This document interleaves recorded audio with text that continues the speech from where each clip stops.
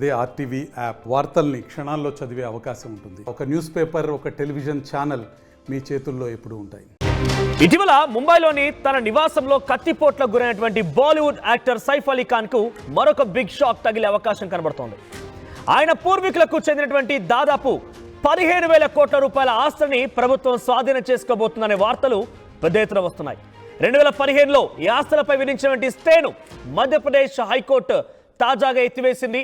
అయితే తీర్పు పైన 30 రోజుల్లోగా అప్పీలేట్ ట్రిబ్యునల్ని అప్పీల్ చేసుకోవచ్చని వెసులుబాటు కూడా కల్పించింది హైకోర్టు. కానీ కోర్టు ఉత్తర్వులపై సైఫ్ కుటుంబం సభ్యులు ఎవరు కూడా ఇంతవరకు స్పందించలేదు. దీంతో ఎనిమీ ప్రాపర్టీ యాక్ట్ 1968 ప్రకారంగా 15,000 కోట్ల రూపాయల ఆస్తి స్వాధీనం చేసుకునేందుకు మధ్యప్రదేశ్ ప్రభుత్వానికి అన్ని రకాలుగా రూట్ క్లియర్ అయిపోయింది. ఇక ప్రభుత్వం స్వాధీనం చేసుకోబోయేటువంటి ఈ ఆస్తుల్లో ప్రముఖ నూర్ అస్ సబా ప్యాలెస్, దారూస్ సలాం, హబీబీ బంగ్లా, అహ్మదాబాద్ ప్యాలెస్, కోహెఫిజా ప్రాపర్టీతో పాటుగా సైఫ్ అలీ ఖాన్ తన బాల్య జీవితాన్ని గడిపినటువంటి ఫ్లాగ్ స్టాఫ్ హౌస్ కూడా ఉన్నాయి.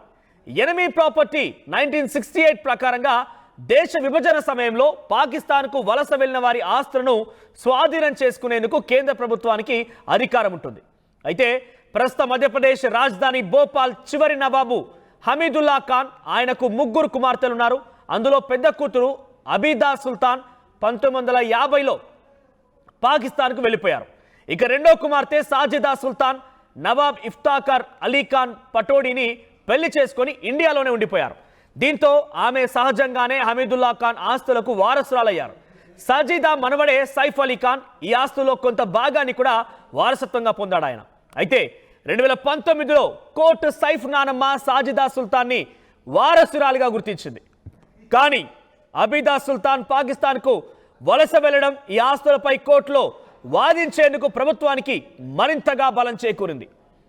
హైకోర్టు తాజా తీర్పుతో స్థానిక కలెక్టర్ గడిచినటువంటి 72 ఏళ్ల యాజమాన్య రికార్డులని పరిశీలించే పనిలో ఉన్నారు. ప్రస్తుతం సైఫ్ ఫ్యామిలీకి చెందినటువంటి భూముల్లో నివాసం ఉంటున్నటువంటి వ్యక్తులని కౌలుదారులుగా పరిగణించే అవకాశాలు కూడా ఉన్నాయి. దీంతో ఆయా భూముల్లో స్థిర నివాసం ఏర్పాటు చేసుకున్నటువంటి 150,000 మంది ఆందోళన వ్యక్తం చేస్తున్నారు. మరిన్ని వీడియోస్ కోసం ఛానల్ ని సబ్స్క్రైబ్ చేయండి. లేటెస్ట్ అప్డేట్స్ కోసం వాట్సాప్ ఛానల్ ని ఫాలో అవ్వండి. ఆ లింక్ డిస్క్రిప్షన్ లో ఉంది.